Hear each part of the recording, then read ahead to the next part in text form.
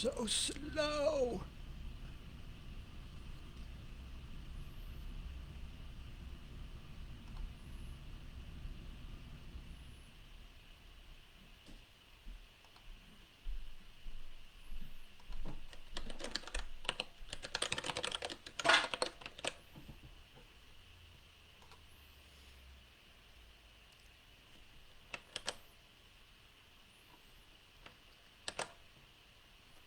Yes.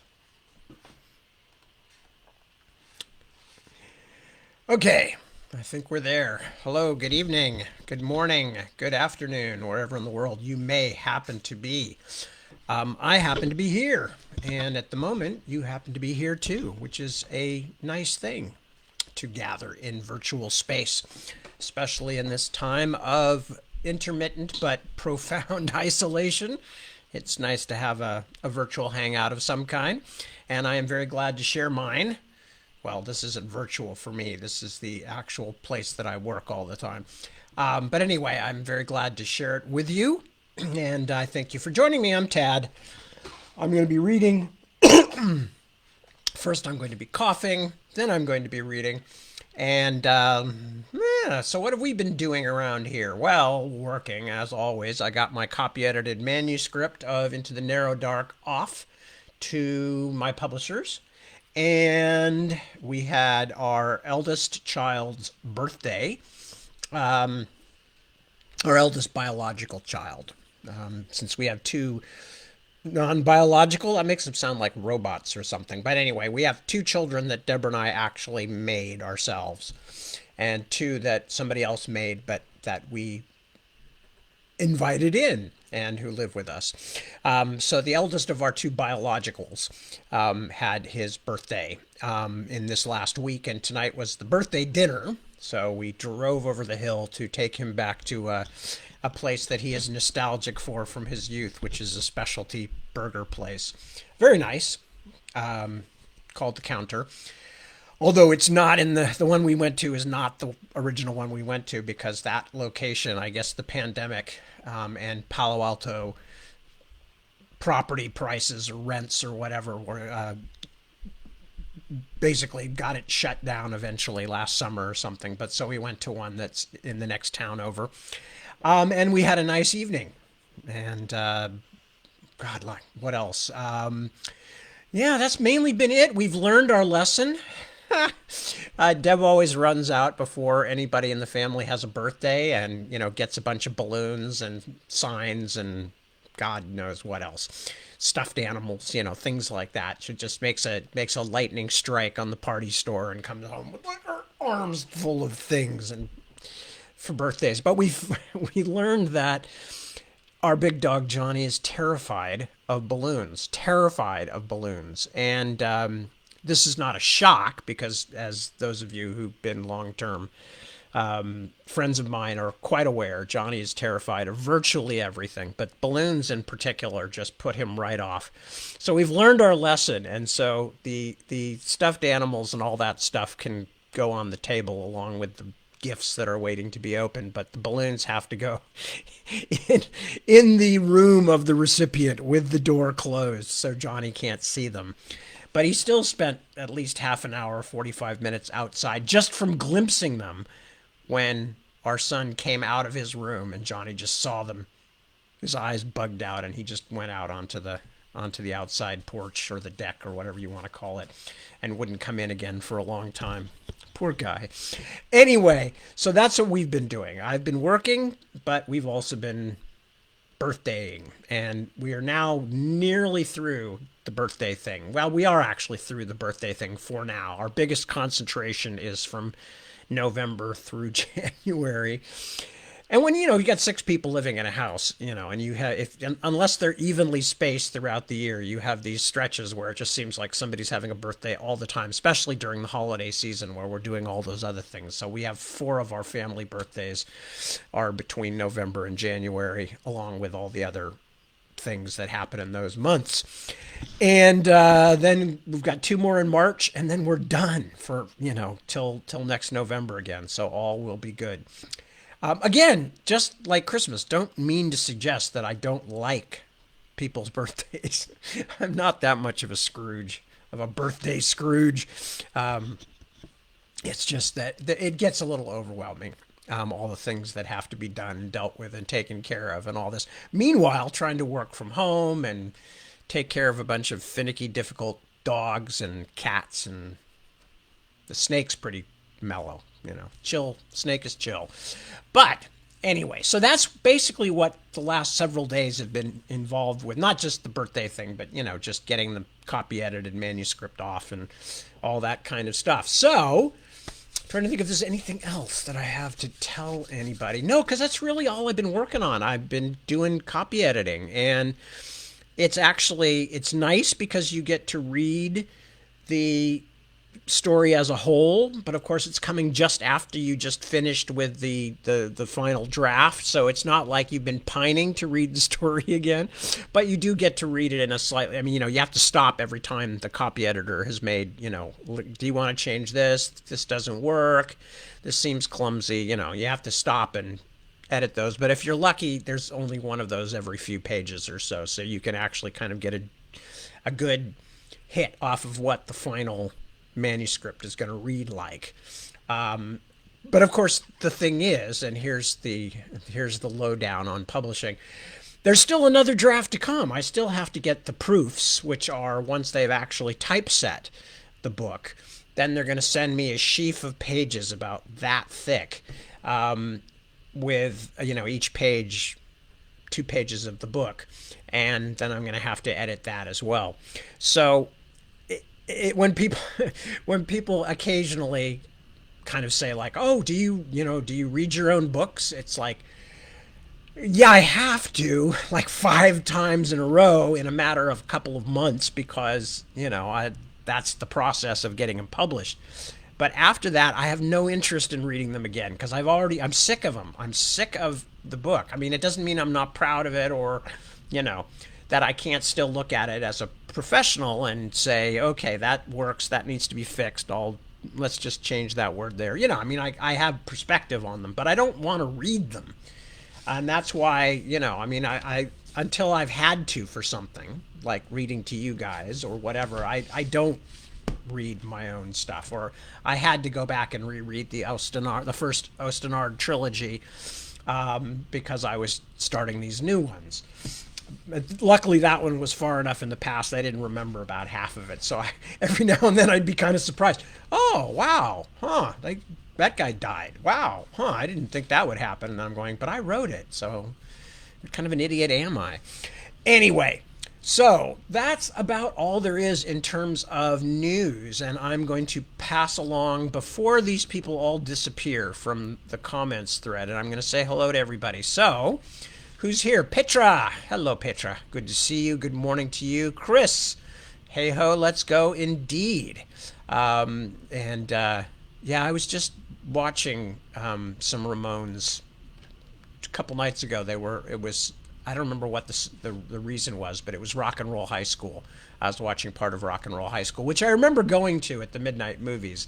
I was a Ramones fan, obviously. I mean, I don't know anybody who had any sense back in the 1970s who wasn't a Ramones fan. How could you not love the Ramones? But, so anyway, so yes, hey ho, let's go. Indeed.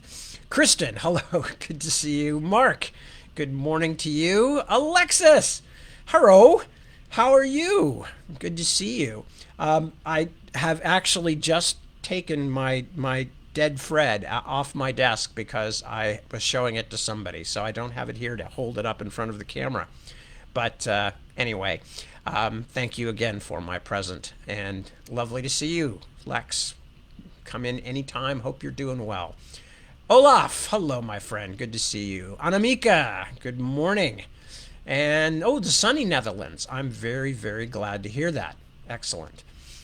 Jessica, hello. And unlike the Netherlands, which is sunny, very, very windy northern Germany, reports Jessica. Or Jessica. So anyway, good to see you too. Brenda says, blurg. Well, there's an indictment of something. I'm not sure what. But I'm with you. Whatever it is, I say blurg too. Ron, hello. Hello, hello. Good to see you. Ron says, "Heavy Tad." I think maybe it was a hello highway. HWY usually means highway. So is that Highway Tad? Highway Tad. Could be my name if I ever decide to do a truck movie. Maybe it's time to do Convoy 2. The Convoy 2, the coffee shop years. Because that I would know a lot about. Not about driving trucks, but stopping at coffee shops, definitely. Ilva, hello. The index, yes, let's talk soon about the index. I'm glad your finger's better. Good to hear it. Excellent. Who else have we got? Let me see. Lisa. Yes. Hello, darling. That's my sister-in-law. Yeah, poor Johnny. I know. He's traumatic. On the other hand, as we always keep saying in our family, because all of our dogs are nuts, and there's the family debate is like, do we make them crazy? Or do we pick out crazy dogs?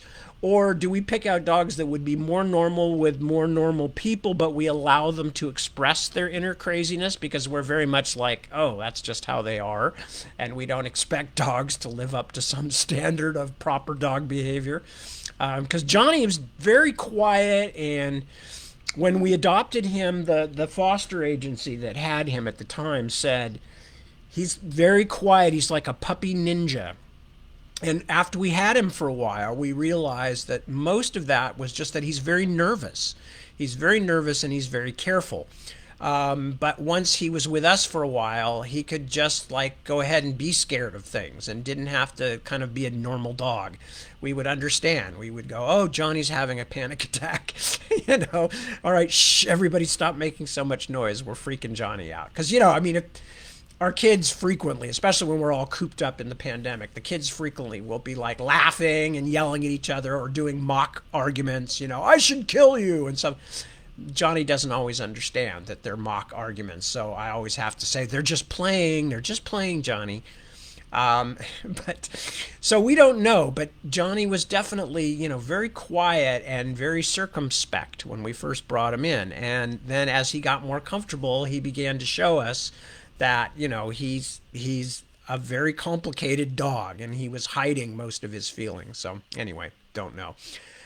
Christine, hello. Good morning to you, and good morning to all of blustery Berlin. Oh, and thank you for the kind words on Brothers of the Wind. Lisa mentions it's a beautiful, crisp winter morning in the UK. I'm happy to hear that. And everybody's talking weather now. Hello, good morning, Hazel. There's my mother-in-law. Good to see you, sweetie. Hugs and kisses. Lisa and Hazel are saying hello to each other. Be my guest. This is what this is for. Just come and hang out. Make my reading your living room. That's good. Becky, hello. How nice of you. And introducing your son to Ostenard. Well, thank you very much. I'm always pleased by that. Word of mouth is the best, and word of mouth when enforced by parental discipline is even better. Okay. Oh, the shrimp pillow. Yeah, the shrimp pillow has a place of honor, by the way. The shrimp pillow, oh God, this is so weird sounding. We have a what we call the obelisk table that sits upstairs between the stairs going down and Deb's and my bedroom door. And it's called the obelisk table because it's kind of shaped like well, I don't know, it's really an obelisk, but it kind of slants upward a little bit, and then it has a table part on the top. It slants as it gets higher. And we use it for things that I'm going to bring downstairs. But I also went, that's a shame. It should be also, a place where we put nice things to look at.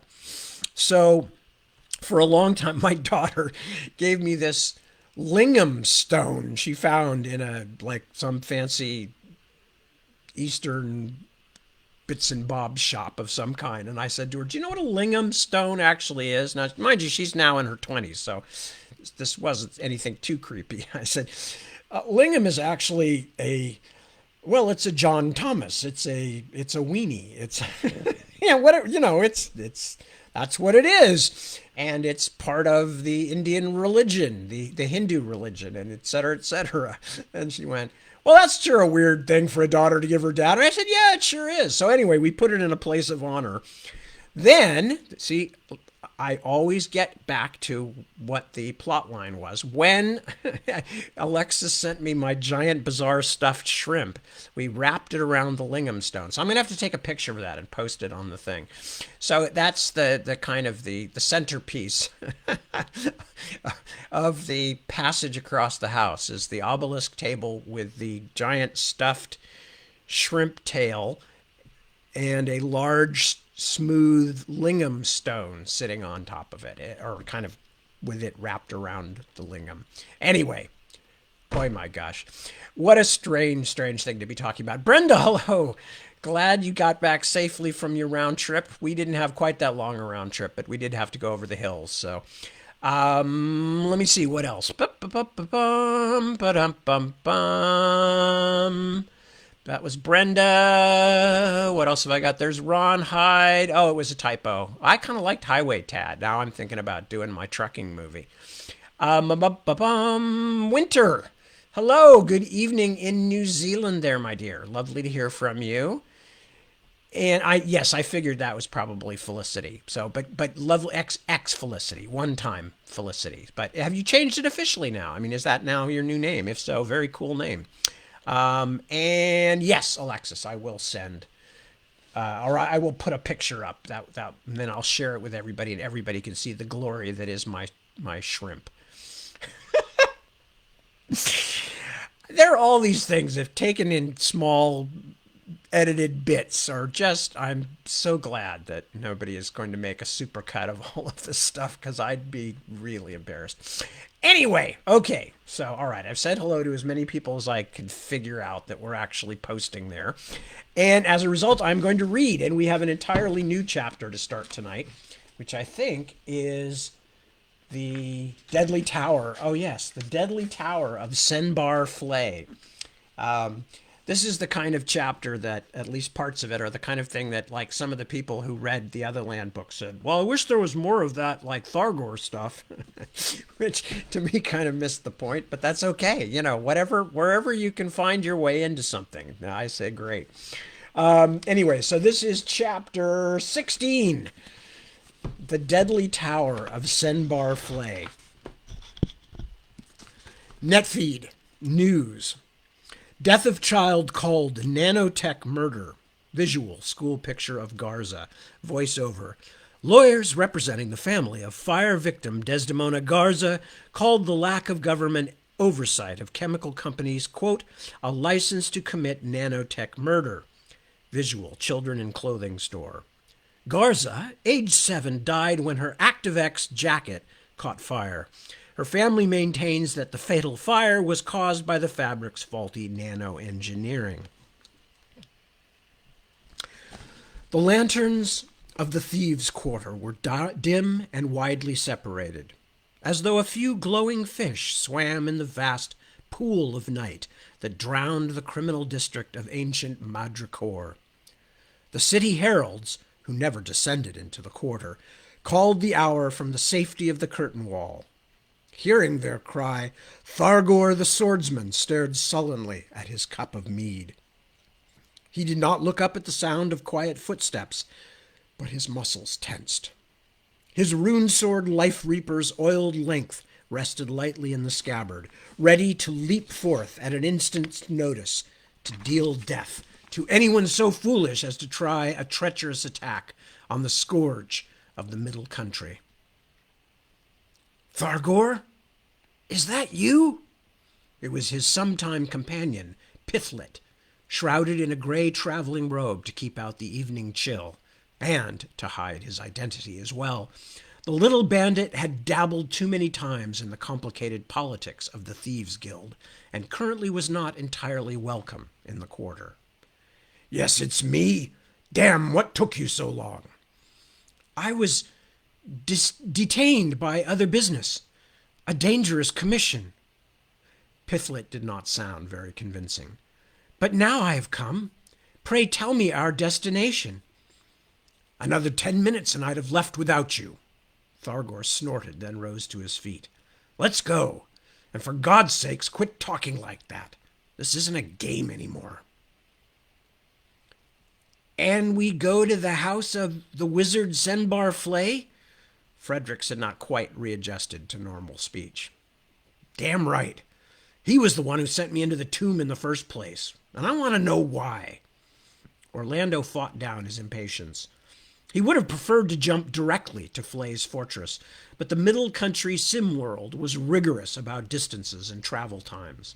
Unless you had a transportation spell to burn or a magic steed, you went at real-life pace. Just because he no longer wanted to slog through the game's normal complications didn't mean he could change the rules. At least his horse was the middle country's top-of-the-line model. But how can you be here at all? Frederick's voice had a worried edge. You got killed. I mean, Thargor did. Yeah, but I decided to file a request for review after all. But Table of Judgment won't be able to find what I saw. That whole section of the game record is just gone. So the city will stay a secret. But if they don't find it, they'll just confirm Thargor's death. Frederick spurred his horse forward. It had been dropping steadily behind Orlando's swifter Blackwind. The table will never overrule on your word alone. I know, Scamboy, but while they're reviewing, Thargor is alive until proven dead. And I can get around the middle country a lot faster and learn a lot more as him than if I had to start over as wee Willy Winkle the Midget Mercenary or something. Oh. Fredericks thought about this for a moment. Hey, that's major crafty, Gardino. Kind of like getting out on bail so you can prove you're innocent, like that Johnny Ice Pick flick. Kind of. The city was quiet tonight, or at least the streets were, which was not surprising considering that it was time for end-of-semester exams in most places. Madripoor, some journalist had once commented, was a bit like a Florida beach town. The population rose and fell with school vacations peaking during summer, spring break, and Christmas. The New Year's Eve party in Madripoor's King Galathiel Square was not a great deal different than any end-of-season drunken orgy in Lauderdale, the writer had pointed out, except that in Florida fewer people had bat wings or carried battle axes. They rode out of the thieves' quarter and down the cobbled street of small gods. Orlando deliberately made a wide detour around the Palace of Shadows. The POS people were not real gamers as far as he was concerned. They never seemed to do anything. They just hung around together and had parties, pretended to be vampires or demons, and did a lot of soft sex and other things that they thought were decadent. Orlando thought they were basically pretty embarrassing. But if you wandered into their turf, you had to go through all kinds of bullshit to get out again. They had established ownership of their little piece of Madripoor early in the history of Middle Country, and inside the Palace of Shadows, as well as in a few other private houses in the city, they made the rules and enforced them. Fredericks had taken him to a POS party once. Orlando had spent most of it trying not to stare at what people were doing, mostly because he knew they really wanted to be stared at and he didn't want to give them the satisfaction. He had met a fairly nice girl in a Living Dead sim, tattered shroud, pale, rotting skin, and deep sunken eyes, and they had talked for a while. She had an English accent, but she lived on Gibraltar off the coast of Spain and wanted to visit America. She said she thought suicide could be an art form, which he thought was pretty stupid. But otherwise he had enjoyed talking to her, even though she had never heard of Thargor and, in fact, had never been anywhere in the Middle Country outside the Palace of Shadows. But nothing came of it, of course, although she acted like she would have liked to meet him again. After a couple of hours, he had left and gone to the Garrote and Dirk in the quarter to swap lies with other adventurers. Lights were burning in the tallest tower of the Palace of Shadows as Orlando and Fredericks turned down Blind Beggar's Lane toward the river. Probably having one of their stupid initiations, he decided. He tried to remember the living dead girl's name. Martina? But couldn't. He wondered if he might bump into her again sometime. Probably not, unless he went back to the palace, which effectively meant never. Senbar Flay's house was built on a jetty that stretched halfway out into the silver dark river. It crouched above the murky water like a gargoyle, silent but watchful. Fredericks reined up and stared at it. It was hard to see his pithlit face on the dark embankment, but he didn't sound happy. "You've been here before, haven't you?" "Once, sort of." "What does that mean?" "He magicked me directly inside. He was hiring me for a job, remember?" "So you don't know anything about his defenses?" "Hey, Gardner, you may be dead, but I'm not. I don't want to get Pithlet killed off for nothing." Orlando scowled. It was hard to resist drawing Life Reaper and brandishing it, the kind of thing he normally did when someone got fluttery in the middle of a dangerous quest. But Fredericks was coming along as a favor, after all. "Look," he said as calmly as he could, "I've knocked off places that make this look like a coat closet. Just hold your water." Fredericks scowled back. "Do you even have a plan, or are you just going to pound your way in with your thick head? Gossip around the quarter says he's got a watch griffin. You can't kill one of those things with anything short of nuclear weapons, Monsieur le Scan Master." Orlando grinned, his bad temper washed away by the familiar bickering and the pleasure of doing what he did best. "Yeah, they're tough, but they're stupid. Come on, Fredericks, what kind of thief are you anyway?" Things went smoothly enough at first. At Orlando's request, Fredericks had brought along a counter-agent to the poisonous flowers in the wizard's garden, and the 4 men-at-arms dicing in the gazebo had proved no match for barbarian Thargor's athletic rune-sword swinging technique. The stone walls of the wizard's tower were smooth as glass, but Orlando, who had survived the most rigorous schooling in adventure that the middle country could offer, always carried plenty of rope. He flung a grappling hook over the 4th floor railing and soon was standing on the balcony's mosaic floor, helping Fredericks climb over. "Couldn't you just have asked him why he sent you to that tomb?" The thief was wheezing very convincingly. Orlando guessed that Frederick's parents must have come through with a higher quality implant he had coveted for his birthday. "Oh, Fen, Fredericks, use your brain. If this was some kind of plot to get Thargor killed, I'm sure he'd tell me." "Why should he be in on some plot? You don't even know who Senbar Flay is." "I don't think I know, but even if I don't know him, that still doesn't mean anything.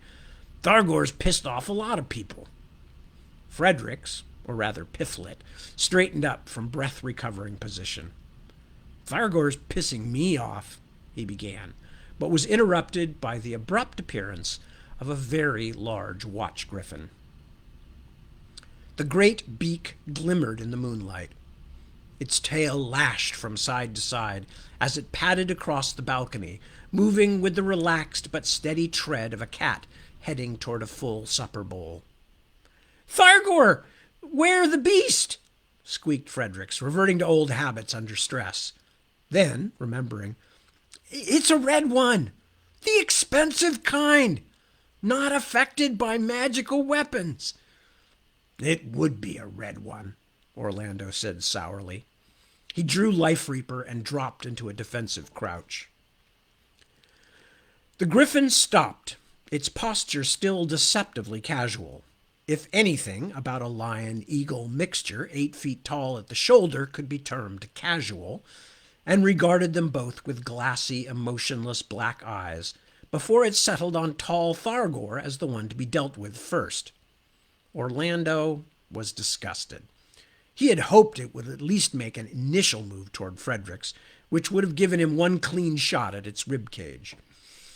The creature twisted its neck to look at him sideways, since its aquiline head allowed it only very limited binocular vision. Orlando seized the opportunity and moved until he was directly in front of its beak again, then leaped forward, aiming for the throat. The griffin had better vision than he'd have wished, or better reflexes. It reared at his attack and swung a massive taloned paw. Orlando dove, rolling beneath the terrible claws. took a two-handed grip on Life Reaper, and jabbed as hard as he could into the beast's vitals. The sword clanked against scales and was turned aside. God damn! He scrambled back under the paws again, just before the vast bulk could drop down and trap him. The friggin' thing might as well be wearing chainmail. The rope! Shouted Fredericks. Head for the rope! Orlando raised his sword again and began circling the griffin.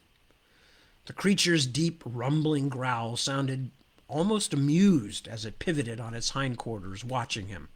No! I'm going to get inside this place. Fredericks was jumping up and down beside the railing. Damn it, Orlando! If you get killed again while you're on probation, you'll never get back into the game. Then I guess I'd better not get killed. Now, shut up and do something useful. He flung himself to one side as the griffin snatched at him again. The powerful claws snagged for a moment in his cloak and scored his side. Orlando was as good as anybody in the sim world at making conversation while fighting for his life, but there was a good reason he'd adopted Thargor's laconic barbarian style. Snappy repartee was for court duelists, not monster fighters. Monsters didn't get distracted by chatter. The red griffin was slowly backing him toward the balcony railing, hurting him with slashing nails and darting beak. Another few steps and he'd have nowhere to go. Orlando! The rope! He darted a glance over his shoulder. Escape was indeed only an arm's reach away. But if he gave up, then what? He could live without Thargor, work his way back up with another character, despite the dreadful loss of all the time he'd put in. But if he admitted defeat, he might never learn anything more about the Golden City. No gaming alter ego, not even one as much a part of him as Thargor, would ever haunt his dreams the way that wild vision had. Fredericks, he shouted, grab the rope and wrap it tight around the railing. Now! It'll hold the way it is. Orlando cursed and danced back. The great red thing lunged forward another step, staying out of reach of Life Reaper. Just do it! Fredericks worked frantically at the railing. Orlando swiped at the thing's eyes to distract it, but instead bounced his blade ringingly off its beak. Its head-darting counterattack almost took off his arm. I did it! Now pull up the rest of it and throw it over the thing's neck. Right over, like I was standing on the other side waiting for it. Instead of staring right up its nose, he fended off another sweep from a huge scarlet paw. Frederick started to protest, but instead hauled up the rope and flung it across the creature's shoulders in a loose coil.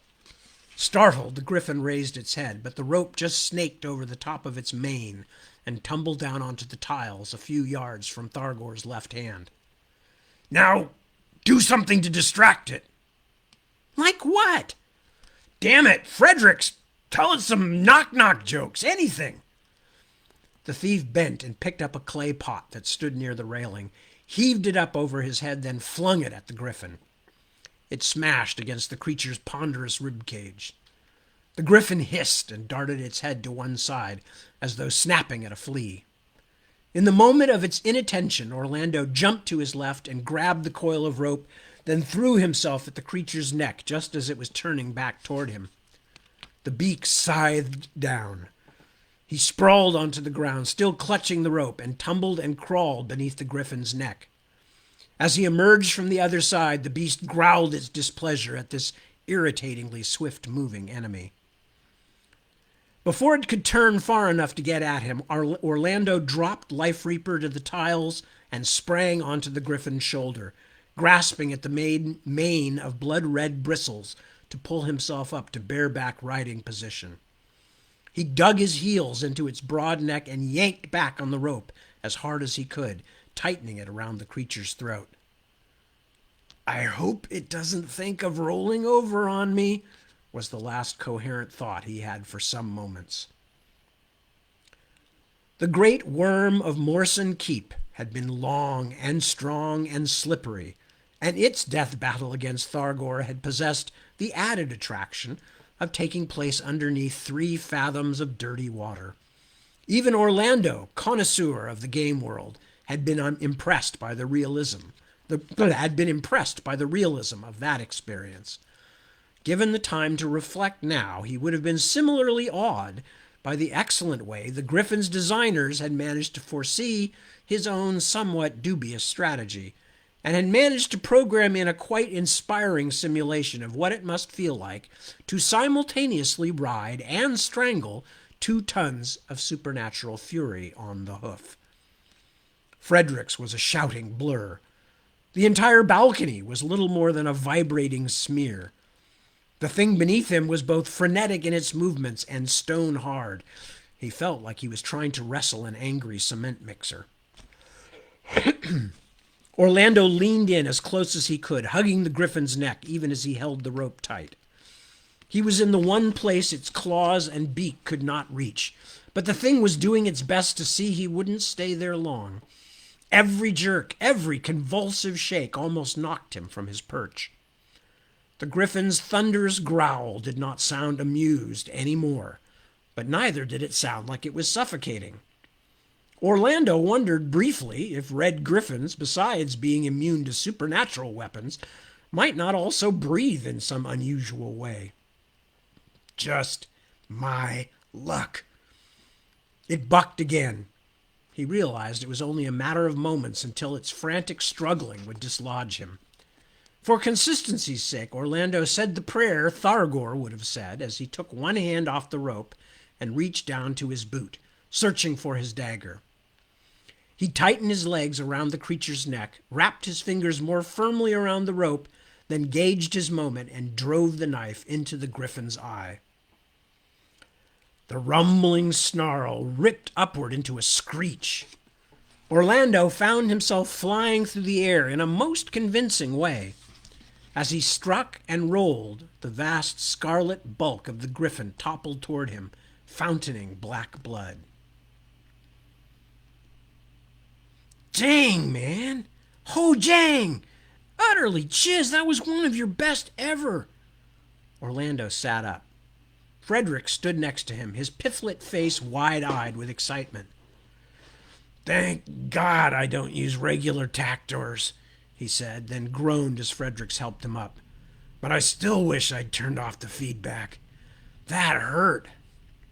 But you wouldn't get credit for the kill if you did that. Orlando sighed and looked at the Griffin. Dead, it seemed to take up even more room than before, sprawling across the tiles like an upended bus. Friggin' hell, Frederico, I got other things to worry about. I just want to get into that tower. If Thargor's going to be declared dead, what does another notch mean? Career statistics. You know, like an athlete or something. Jesus, you really scan. Come on.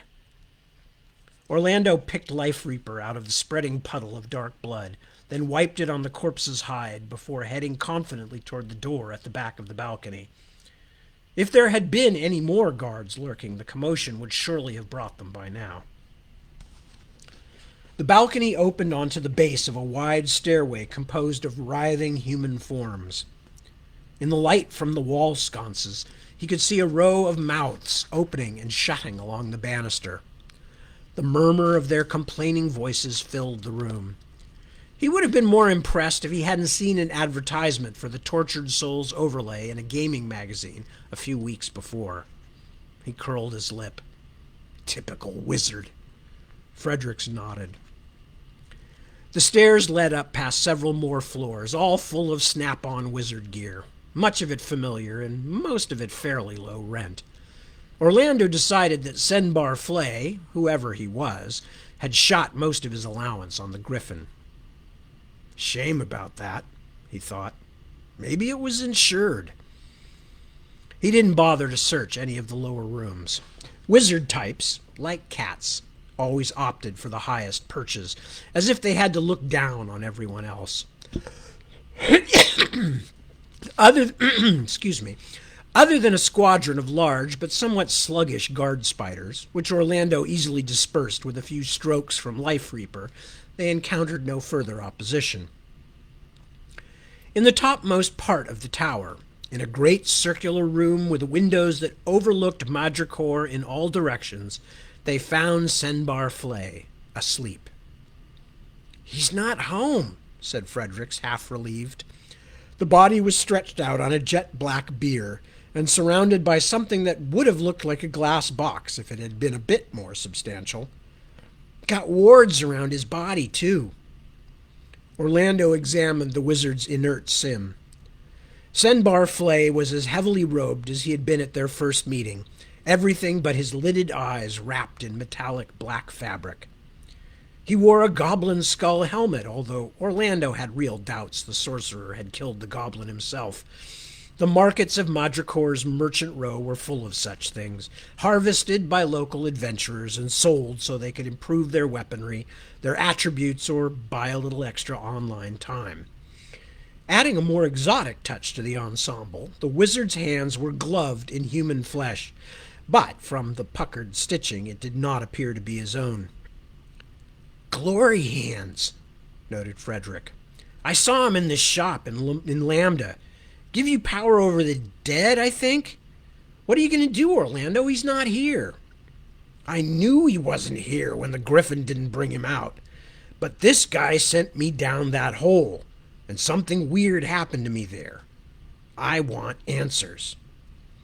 He reached into his pocket and brought out a small black circle the size of a poker chip. "And I'm gonna get him." "What's that?" "Wizards aren't the only people who can do magic."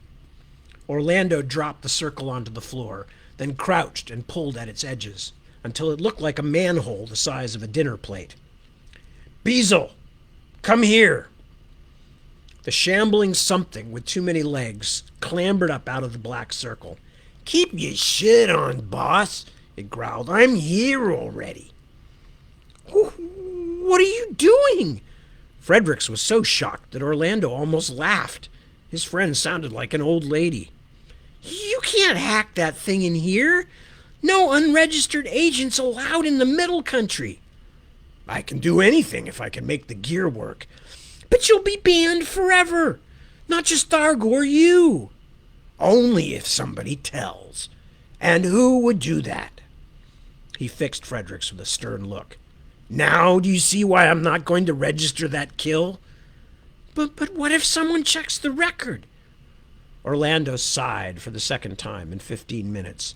These arguments with Fredericks could go on for days. "Beazle, pull this note apart. Get me every piece of local information you can, but concentrate on communications in and out." "Will do." The cartoon bug dropped back down into the hole, and immediately the air filled with the ruckus of chainsaws and claw hammers. Orlando turned back to his friend. "No one's going to check the record unless Senbar Flay asks them to, and he won't do that if he's got something to hide." "And if he doesn't have anything to hide?" "Then I'll have to apologize, won't I? Or at least buy him a new griffin."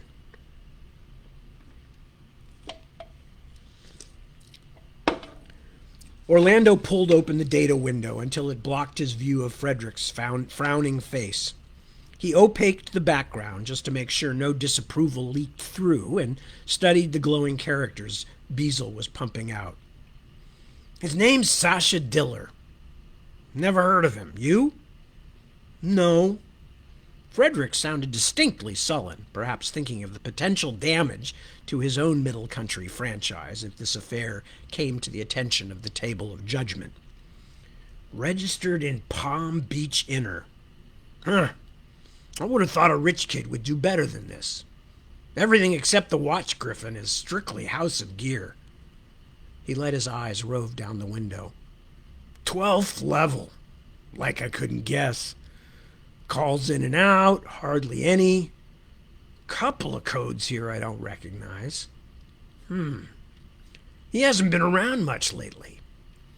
Orlando pointed at a section of the window which reconfigured. He grunted in surprise. "What?" "He's been around exactly twice in the last 6 months. 2 days in a row. The second was the one where he gave me the commission." "That's weird." Fredericks looked down at Senbar Flay's uninhabited body. Why don't you just pump out the data you want? We should get out of here. Orlando smiled. He knew his sim wasn't showing much of it.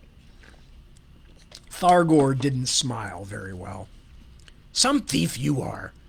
Is this how you act when you're on one of your little jobs, like a kid sneaking down to rattle his Christmas presents? Pithlet doesn't break the rules of the middle country. Frederick's dignity was wounded. He's not scared of anything, much, but I'm worried about getting banned for life.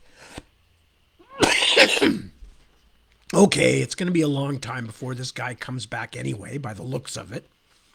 Orlando began to close the window, then stopped, arrested by something he'd seen, and enlarged it again.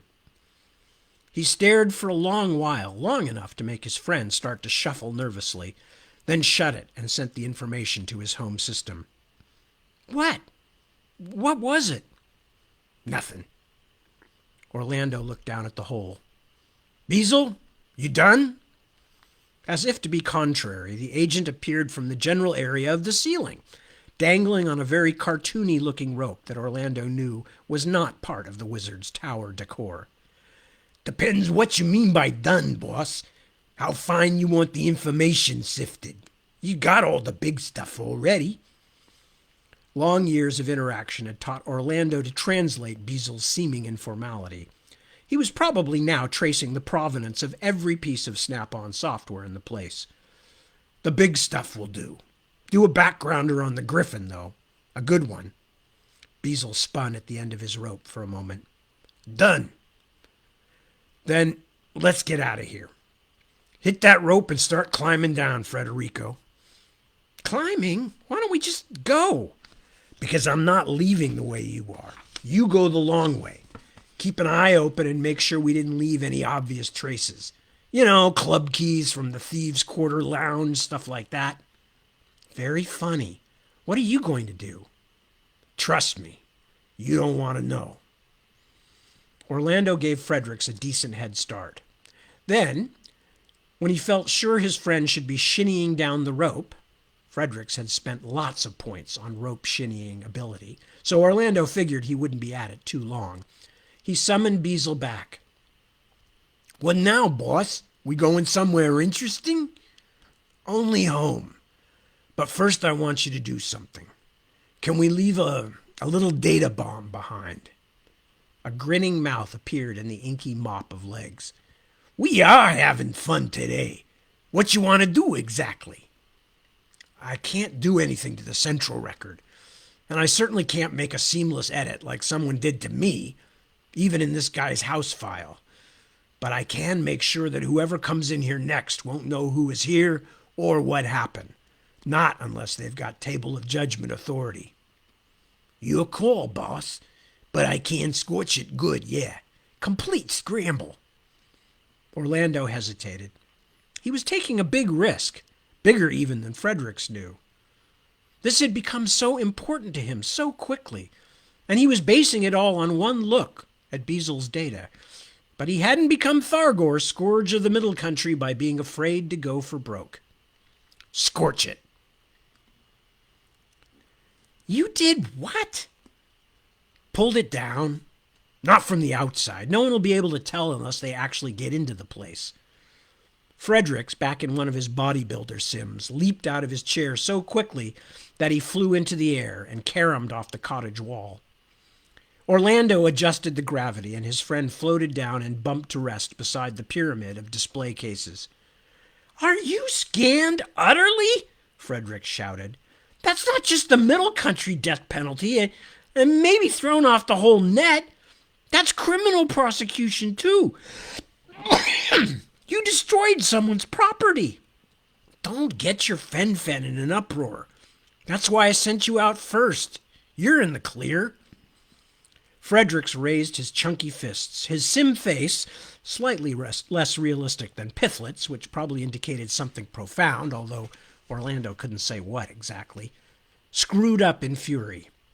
I don't care about me. Well, that's not true, but what the hell is going on with you, Gardner? Just because Thargor's dead, you're trying to get yourself thrown off the net? What are you, some kind of martyr? Orlando settled back into his virtual couch, smiling. You sound like my mother. His friend's cold anger was fierce and surprising. Don't say that.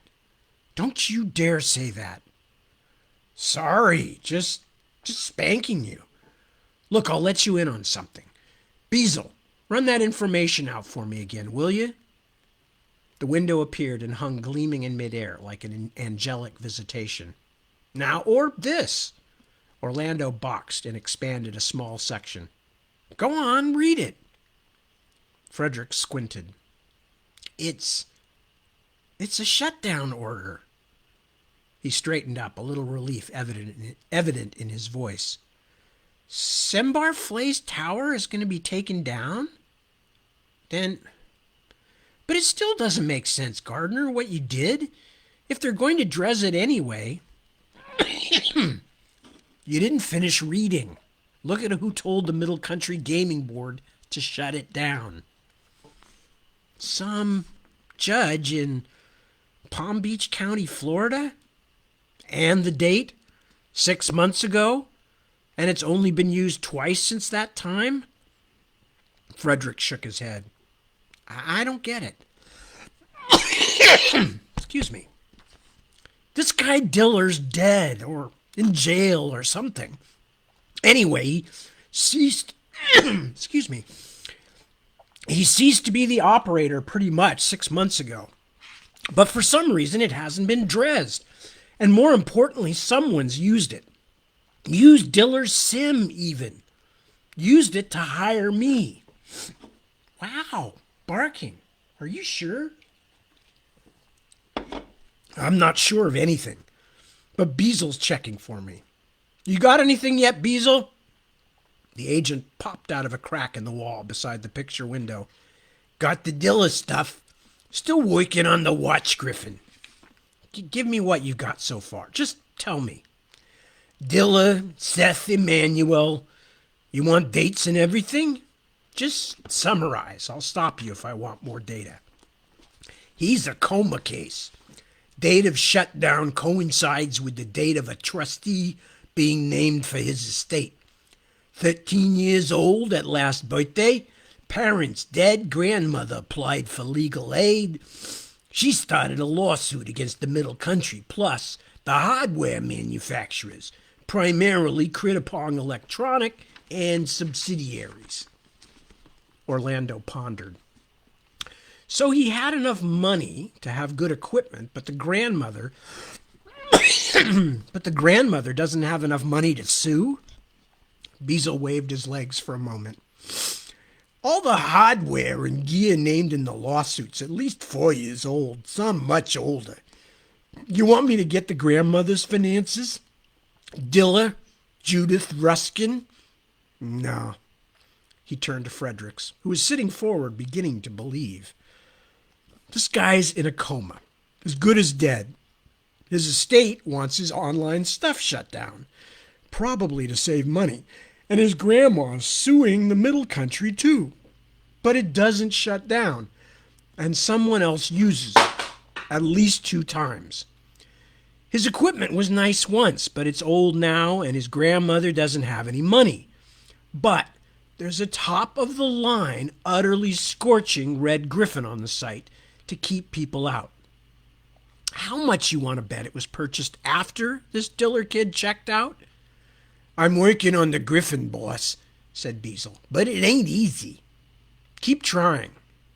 He put his feet up on nothing. What do you think now, Frederico? His friend, who had seemed quite excited only a few moments ago, now grew strangely still, as though he had left his sim entirely. I don't know, he said at last. This is getting weird, Orlando. Really scan bark. How could someone keep a node open in the Middle Country when the people who run it wanted it shut down? I'll bet that somebody fiddled the central records. We only know because the shutdown order was registered on the node itself when the judge made her decision. But if someone went in and adjusted the central records, The automatic dress would never happen. You know the system's too big for anyone to notice, at least until the case comes to court and the whole thing gets dragged out again. But that's what I mean. You're talking about someone hacking the Middle Country Central records. Orlando made a noise of annoyance. Fredericks, we already know they could do that. Look at what happened to me down in that tomb. They just took the whole sequence out and then sewed it back up again. Like they were surgeons. Excuse me. Doing the rough voices really gets to me. I guess I could have done Orlando's online voice as his regular voice, but he should sound like Thargor when he's pretending to be Thargor. Anyway, sorry. Look at what happened to me down in that tomb. They just took the whole sequence out and then sewed it back up again, like they were surgeons. But why? Don't know. Orlando turned to examine his MBC window. Watching the constructor robots patiently excavating the red Martian soil was soothing, like watching cows in a field. He needed to slow his excited thoughts. I just know I'm right. Fredericks got up a little more carefully this time and walked to the center of the room. But, Orlando, this isn't Morpher or Dieter. This isn't just someone trying to get over on us. These people are like criminals. And why are they messing with things, taking all these risks? Just to show you some city? It doesn't make sense. Not much. Sifting, digging, then sifting some more, the constructor robots went on about their tasks. They were just on the other side of an imaginary window, and simultaneously millions of miles away. Orlando tried to remember the time lag of the transmission, but couldn't. Not that what they were doing at this exact moment probably looked any different from this delayed version he was looking at. And the mindless things would continue, working and working, dying off and being replaced from their own self-created factory. In another few years, the project would end. A tiny blister of plastic would hug the Martian surface, a place where a few hundred humans could shelter against the harshness of an alien world. Orlando?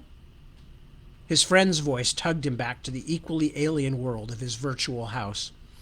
Frederick's broad-shouldered sim had crossed its arms, as though to hold something inside its barrel-like chest. Gardino, old man? This scares me.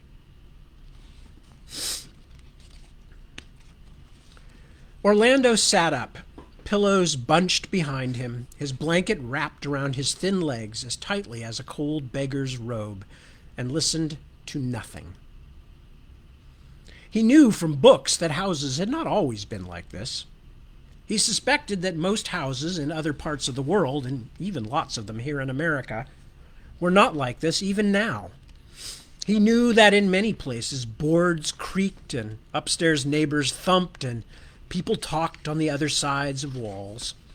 He had visited a friend from the medical center once, a boy named Tim, whose parents lived in a house on a street with nothing separating them from the rest of the city. Even during the day, you could hear cars moaning past on the freeway half a mile distant. On nights like this, when his father had stopped snoring for a bit, Orlando couldn't hear anything at all. His mother always slept like a dead person. The gardeners had no pets except for a few dozen exotic fish, but fish were quiet animals, and all the systems that supported life in their tank were noiselessly chemical. The building's human residents were cared for no less discreetly. Machinery in the house's walls adjusted temperatures, monitored air quality, random tested the circuitry on lights and alarm systems, but all in silence. Outside, an army might be trooping past beyond the heavy walls and insulated windows. But as long as no one stepped in front of a sensor beam, Orlando would never know. There was something to be said for the kind of safety and security money could buy. Orlando's mother and father could go shopping, attend the theater, walk the dog, if they'd had one, all without leaving the vast security estate that was Crown Heights. His mother claimed they had only done it for Orlando's sake. A child like him should not be subjected to the dangers of city life, they had decided, but equally clearly should not be raised in some rural place, a long car or helicopter ride away from modern conveniences. By the way, it's 2 o'clock. But I'm going to go about 5 minutes past to finish this chapter because doesn't really make sense to leave a page and a half of it. A child like him should not be subjected to the dangers of city life, they had decided, but equally clearly should not be raised in some rural place, a long car or helicopter ride away from modern conveniences. But since most of his parents' friends also lived in Crown Heights or in similar fortified mid-city security townships, they were called exclusive communities in the ads, and didn't have his parents' excuse for it, he wondered if she was telling him the truth.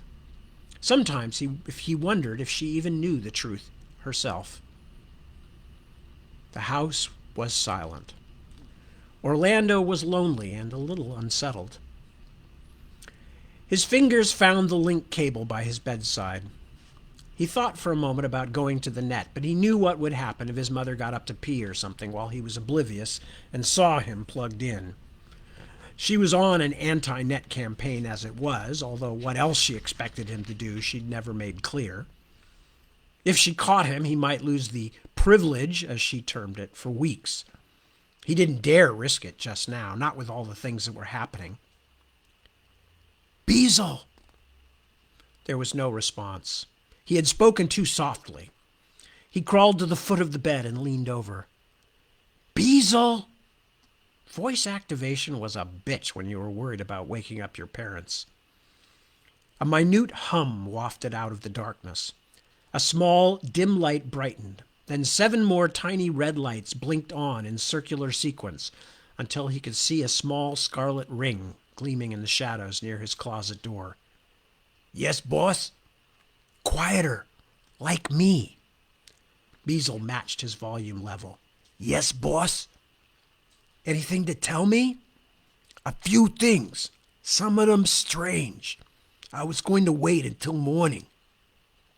The conversation was still making Orlando nervous. His mother had been on a bulk scorch lately about not sleeping, and sometimes the woman had ears as sharp as a bat's, even in her sleep. He was sure it was some kind of mother thing, a latent genetic abnormality that only emerged after giving birth and lasted until you'd driven your children out of the house. He briefly considered doing the whole thing silently on screen, but at least if his mother woke up and heard him talking, he could pretend it had been in his sleep. If she caught him with a glowing screen, it would be harder to explain away. Besides, he was lonely, and having someone to talk to was still the best cure for that.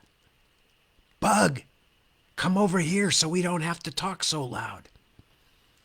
A couple of near-silent clicks indicated that Beazle was detaching his robot body from the power outlet, where it had been quietly sucking nourishment like a flea on a dog's back. The ring of red light slid down the wall and then came across the carpet at about shoe-top height.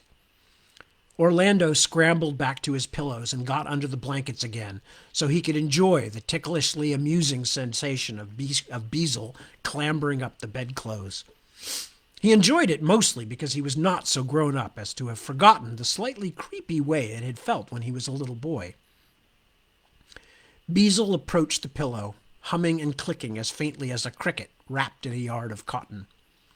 He crawled onto Orlando's shoulder and adjusted for stability, rubber-tipped feet scrabbling to get a satisfactory grip. Orlando wondered if someday Beazles, or things like Beazle, would be able to move as freely in RL as they did in the virtual world. He had already seen news stories about agents with robotic bodies going feral because of bad programming or aging software, and escaping their owners to live like woodlice in the infrastructures of buildings. What would such things want out of life? Did they run away on purpose or just lose the ability to follow their original programming and wander off into freedom? Did they retain vestiges of their original artificial personality? Beazle had settled with his speaker beside Orlando's ear and now spoke so quietly as to be barely audible. Better? That's fine. So tell me what you have. Which first? The Griffin. Well, first off, we don't know for sure when it was purchased, but everything else lines up with your guess. It was first introduced into the node after the shutdown order. So Diller didn't buy it.